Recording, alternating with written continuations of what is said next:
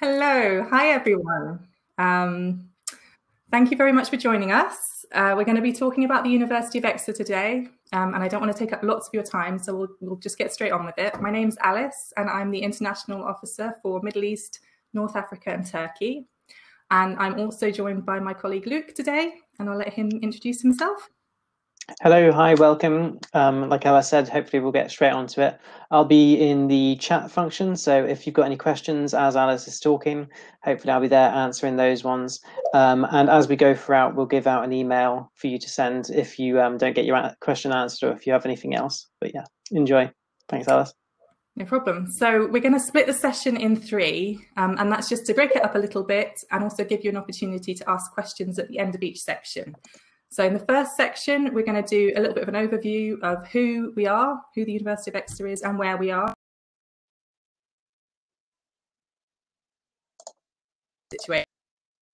In section 2, we're going to have a look at programmes, entrance requirements and scholarships. And then in section 3, we'll have a little look at student life, and that will cover things like accommodation, clubs and societies, sports, and also work and careers.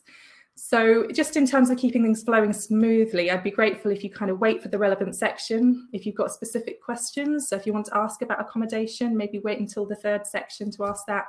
If you've got questions about entrance requirements, for example, wait until section 2. So I'm going to switch to my screen share now. And let's see.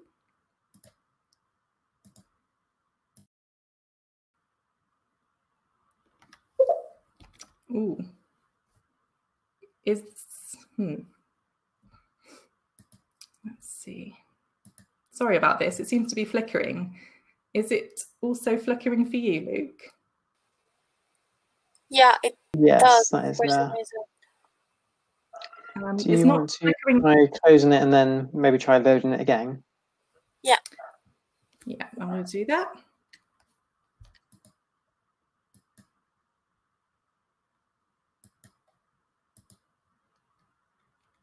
There we go. Phew. Okay, so as you can see, those are the 3 sections we're covering. And that's also our email address, which you can contact us on if we don't get around to us answering any of your questions. So let's get straight on to the first section. So this is where we're based. We're in the southwest of the country. We have 2 locations. Our main location is in Exeter. And Exeter is about 2.5 hours away from London by train and an hour away from Bristol. So it's very easily accessible.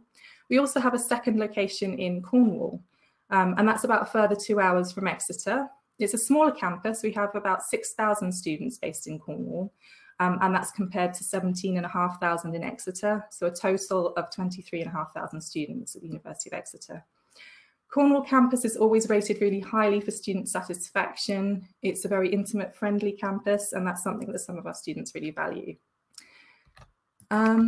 The southwest of England as a location as a whole is a very special, very beautiful part of the country.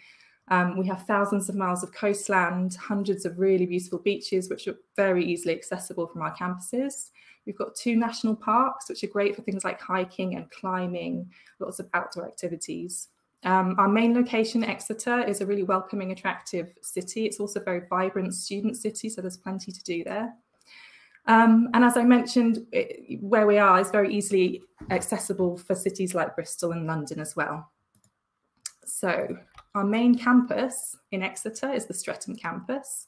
As you can see, it's got lots of green spaces, lots of garden areas, and it's also got lots of great facilities. So we have a lot of accommodation on campus, recreational facilities, sports. We have a really big sports park with lots of facilities there. We've got the Ram, which is our student pub, Lemon Grove, which is a music venue on campus. And we've also got the Forum, which is the kind of main building where a lot of our student services, shops, cafes, that kind of thing are housed. The great thing about the campus is it's only 15 minutes walk from the city centre, so it's also really well located. Just on the other side of the city, we have the St Luke's campus, and that's home to our medicine, sports and education programmes. Also a very lovely, beautiful campus. It's got this central quad, which is really popular with students in summer. And it's also very well located, so just 10 minutes walk from the city centre. And then down in Penryn, the Penryn campus, which I mentioned in Cornwall, beautiful coastal campus, so very near to the sea. Lots of modern facilities again, accommodation and sports facilities. There's a unique range of programmes offered in Cornwall. So things like renewable energy, mining and minerals engineering, marine biology and zoology. But students can also choose to study at Cornwall if they want to do things like history, politics and English. As I mentioned, very high student satisfaction. And just for that smaller degree of intimacy, it can be really supportive, especially for international students. So, aside from our location, what makes University of Exeter really stand out? In the UK, it's in the top 10 in the Guardian University Guide and number 11 in the Complete University Guide in terms of our rankings. And we're in the top 150 in the world, according to the Times Higher Education World University Rankings. We are a Russell Group university, and for those of you that don't already know, the Russell Group is a group of the top 24 research-intensive universities in the UK. So that means that we have many academics who are involved in their own research projects alongside their teaching activities. Some of the positive impacts of this is to do with the quality of our programmes and teaching, which are often influenced and driven by the cutting-edge research that our academics do. Oftentimes, students will have opportunities to get involved with current research projects in various ways. And of course, being a research-led university means that we have state-of-the-art facilities on our campuses, so laboratories, equipment, academic buildings, and library resources. We're also ranked TEF Gold for teaching, and that's the highest rank for teaching quality, which means we're exceeding expectations in terms of our teaching. We rank very highly for employability, so 95% of our students will be in further education or in graduate level employment within 6 months of leaving us. And we're a very proudly international institute, so 27% of our students are of international status. We have over 130 different nationalities represented. In terms of our Turkish students, we've got over 600 Turkish alumni and currently enrolled just under 100 Turkish students. So if I move on briefly now to just have a look at the current situation. These are, of course, very uncertain times. Currently, our campuses are closed and all of our teaching has moved online. It's a very fluid situation, but our number one priority is our students, and that's both our current students and our future, our prospective students. So I just wanted to share this quote from our Vice-Chancellor, Professor Sir Steve Smith, from a speech that he gave at a recent conference.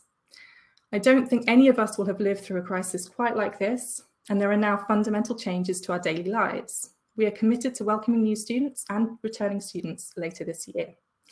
So I think that makes clear that as it stands, we are expecting and preparing to run a fully physical on-campus September intake. And obviously, as I mentioned, the situation's fluid, it may change, and we're exploring contingency plans along the lines of later start dates, possibly online blended learning, perhaps in term one, or possibly a January start date. But certainly as things stand, we're moving towards a normal September intake. In terms of the support for our applicants and offer holders, in terms of applicants and offer holders, we're trying to be flexible, we're trying to be proactive. We understand that there are lots of extra challenges for students at the moment in terms of completing qualifications and meeting conditions. We've expanded the list of accepted English language qualifications, so to include some online versions, things like TOEFL, IBT, Special Home Edition, Password, Duolingo, and we also have an online version of the pre-sessional English programme through Into. We're offering extended deposit deadlines for those students who are requesting them, and we're also granting deferrals to 2021 entry for those students who would like that. We just want to emphasise that we want to make things easier for our applicants and not harder. So we will consider the likely impact of escalating situation on our applicants and make every effort to ensure that those students are not disadvantaged. So just in terms of some really good resources for you, and I think Luke's going to put these in the chat, the links anyway. There's a go-to resource for all of our prospective students with any questions around coronavirus. That's on our website. It's updated very, very regularly. So it's a good idea to check that frequently. Also good to mention that we have some online open days. So all our open days have moved online. And we've just had a offer holder open day this week. We've got another undergraduate open day in May and a postgraduate open day in June. So if you want to go to our website, you can find out more about that as well. You can register to make sure that you get emails and updates about that too.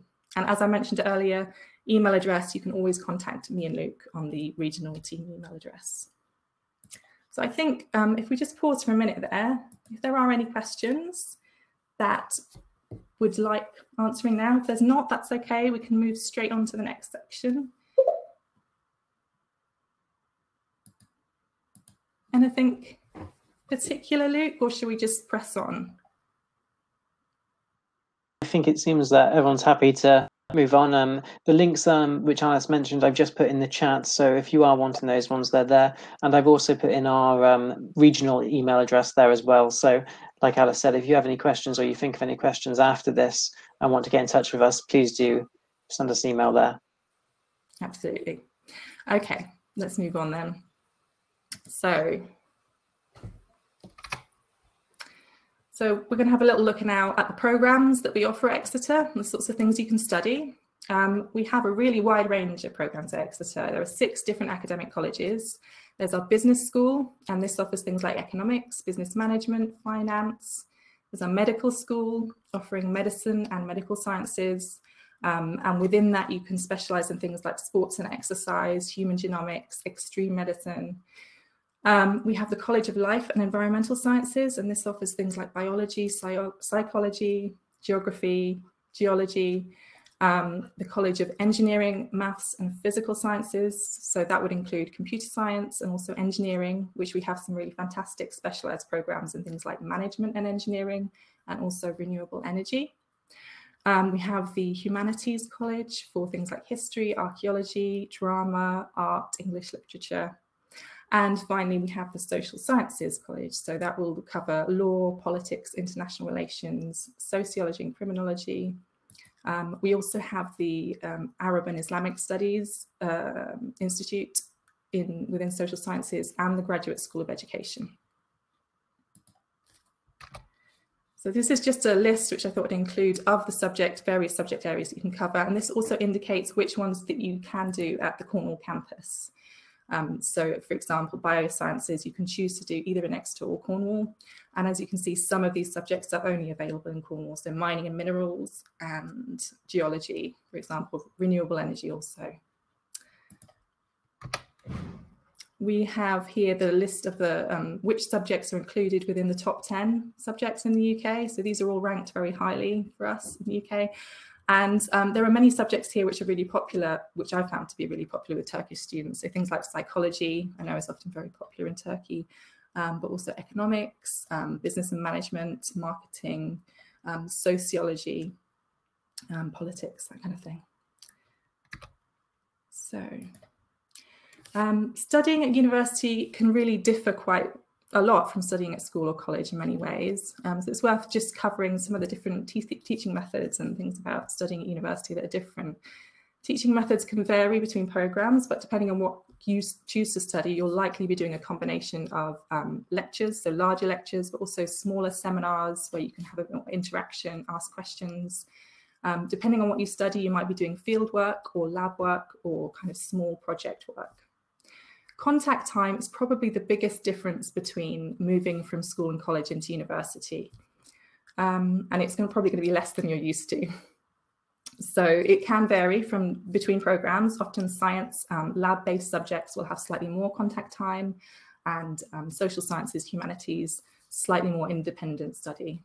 In general, university expects more independent study. You're expected to lead your own learning and manage your own time a little bit more. At the university, we have a modular system for studying, and that will involve different modules that you choose each term. There'll be core modules which you must study and optional modules for most programs as well. And that gives you a certain amount of choice to just kind of shape and tailor your degree. It gives you the option to focus in on a specific area within your subject, or perhaps to step outside your subject and take on a slightly different subject or a language, for example.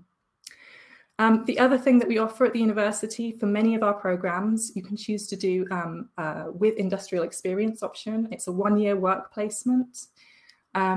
You need to apply for these usually in your first year, so they're not guaranteed, but we do offer a huge amount of support in terms of getting students into these placements.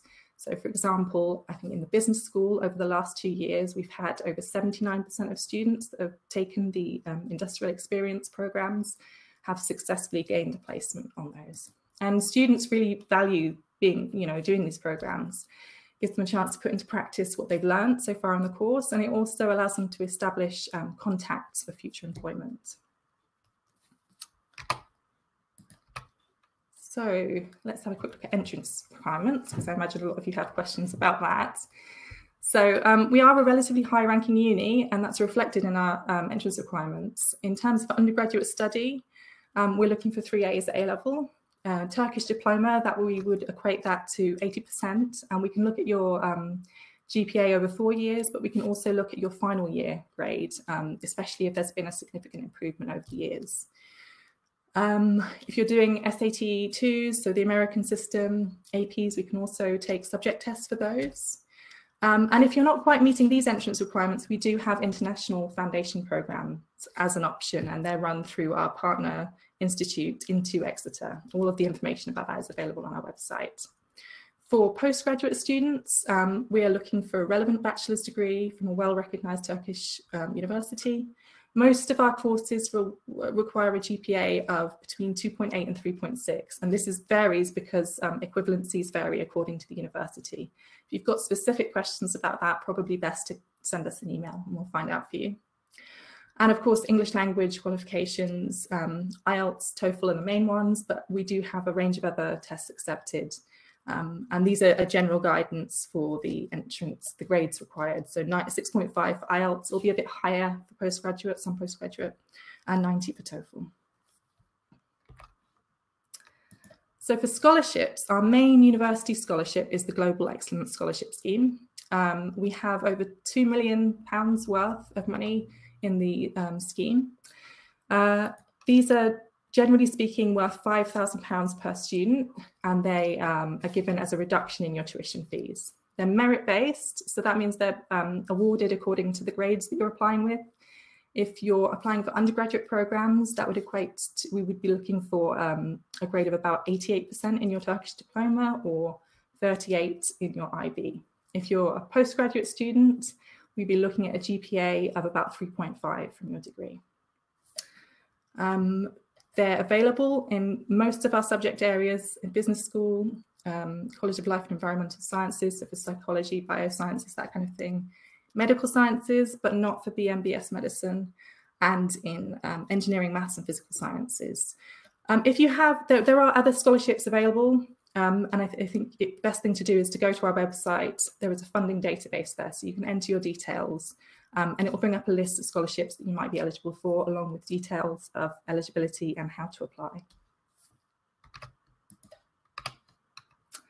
So I think we can stop just there and see if there are any more questions, specifically about programs or entrance requirements or scholarships, I guess.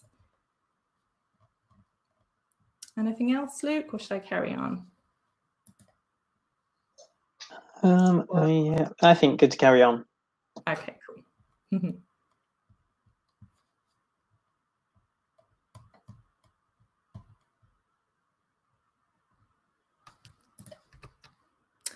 So this section, I'm going to look at student life. So that's to do with accommodation, clubs and societies, that kind of thing. So if I start with accommodation, we've got a really wide variety of accommodation at Exeter.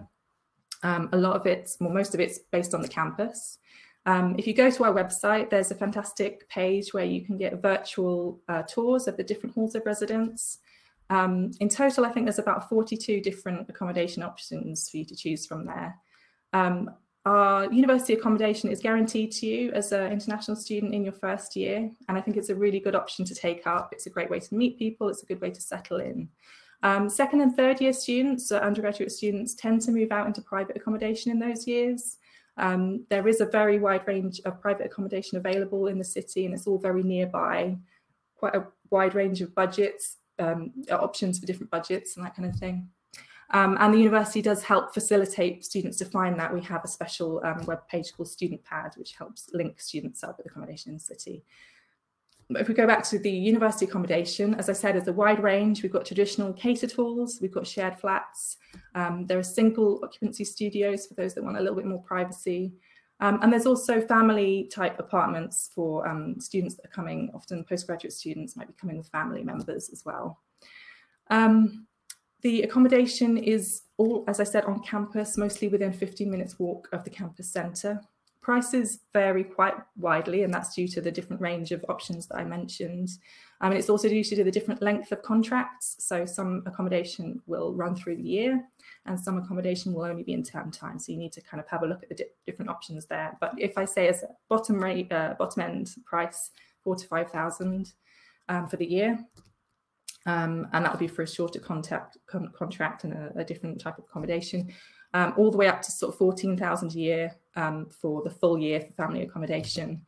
As an average, maybe 6,000 to 7,000 for the year. Okay. For clubs and societies, there are loads at Exeter. It's a really, really vibrant, socially active campus. And that actually applies to all our campuses. Penryn is smaller, as I said, and more intimate, but all our campuses still have that very social character. Very social character. At Exeter, we have over 250 different clubs and societies. In Cornwall, 150. We also have lots of great campus facilities that I sort of mentioned previously as well: cafes, pubs, shops, amenities, food outlets, music venues, and extensive sports facilities. So Exeter is a really big sporting university. We have some of the best sports facilities in the country. And we've invested over 25 million in the last 10 years in those facilities. We've got over 50 different sports clubs. Some of those will be for on-campus activities using our facilities, but also we have sports clubs, things like sailing, caving, rowing, that kind of thing. So lots of off-campus activities as well. Many of our sports clubs compete in the Bucks leagues. So that's like the competitive university league. It's called British Universities and Colleges Sports League. And we do very well in those. So we finished 5th in the 2018 to 19 year. I think this is the last slide. And I just wanted to emphasize that although students at the University of Exeter are definitely given a high degree of independence, we treat you as adults. We still understand it's quite a daunting experience, transition to university, especially for international students. And there is a lot of support available on campus if you need it. So we have a dedicated on-campus team for our international students, mainly to deal with practical issues to do around visas, banking and money. All our students will be issued with a personal tutor, and that's somebody based in their academic department. They can keep an eye on your progress, attendance, and they're also a great first point of call if you have any troubles or difficulties. We have on-campus health and well-being services. So there's a health centre on campus where you can walk in for appointments, you can register with an NHS doctor there. We also have counselling services. That's an on-campus, again, freely available to all our students. There's a chaplaincy team. So it's a multi-faith chaplaincy, and there are multiple places of worship on campus. We have a students' union, finance and housing team specifically to deal with accommodation, finance issues. And we have our careers service, so it's called the Careers Zone. It's a really great service, completely free and available to all students throughout their courses and also for a certain amount of time after they graduate. The team can help you with CVs, writing job applications, running workshops on interview techniques and skills, that kind of thing. They also run hundreds of employment events on campus every year. Career Zone is also a place where you can get put in touch with job opportunities on campus. And working on campus is something that you can do, and it's a really good option for students, especially Tier 4 visa students. So if you're an international student here on a visa, the jobs on campus are really good to manage because they keep within your allowed hours. So on your visa, you're only allowed a certain amount of hours to work. And yeah, working on the campus is a really good way of doing that. And it's worth pointing out that the same support services are available across all our campuses. So I think that it actually covers it. And if I just go to the final slide, because that's got a lot of the useful contact information. So once again, that's our team contact address, menacasia@exeter.ac.uk. You can also find us on Twitter, Instagram, and Facebook. So yeah, social media is a really nice way to get involved with the University of Exeter, find out a bit more about what student life is like here. And also there's a Unibuddy scheme. So if you want to speak to a current student, you can do that through Unibuddy, and the link is there as well. We have students, international students from all over the world, undergraduate students and postgraduate students, and it's a really great way to find out, ask specific questions, of course, but also just generally find out what it's like for students here at Exeter. So I hope that was useful. It was kind of quite a blitz through. And if you do have any questions that you haven't been able to ask right now, or you think of something later, then please do get in touch with us. We're very happy to answer questions going forward as well. I think I can wrap it up then. And maybe you want to say goodbye and thank you as well, Luke. Sure. Yeah, I think that was a record time getting through the presentation, which is always. But as Alice mentioned, any questions, happy to hear from anyone, and hope you all stay safe. And thank you very much for tuning in. Yeah, thanks very much. Thanks a lot, Luke and Alice. It was great. I hope that you also have a great day. Thank you, you too. Thanks for setting it up. Thank you. Bye-bye. Bye-bye.